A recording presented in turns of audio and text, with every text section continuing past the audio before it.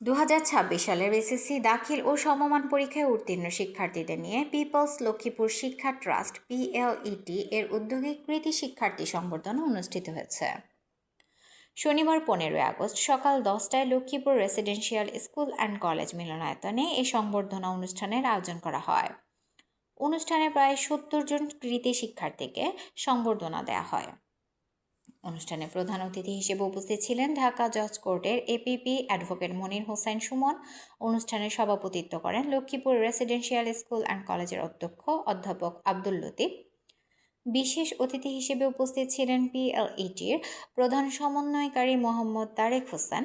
অনুষ্ঠানটি সঞ্চালনা করেন লক্ষ্মীপুর রেসিডেন্সিয়াল স্কুল অ্যান্ড কলেজের ভাইস প্রিন্সিপাল হাসিবুল হোসেন। এ সময় আলোচনা রাখেন লক্ষ্মীপুর রেসিডেন্সিয়াল স্কুল অ্যান্ড কলেজের বাংলা বিভাগের প্রভাষক জনাব হাম্মাদুর রহমান নাহিদ। অনুষ্ঠানে বক্তারা কৃতি শিক্ষার্থীদের অভিনন্দন জানিয়ে তাদের ভবিষ্যৎ শিক্ষা জীবনে আরও ভালো ফলাফল অর্জন এবং দেশ ও সমাজের কল্যাণে ভূমিকা রাখার আহ্বান জানান। শিক্ষার্থীদের মেধা ও সাফল্যকে উৎসাহিত করতে PLETর এমন উদ্যোগের প্রশংসা করেন তারা।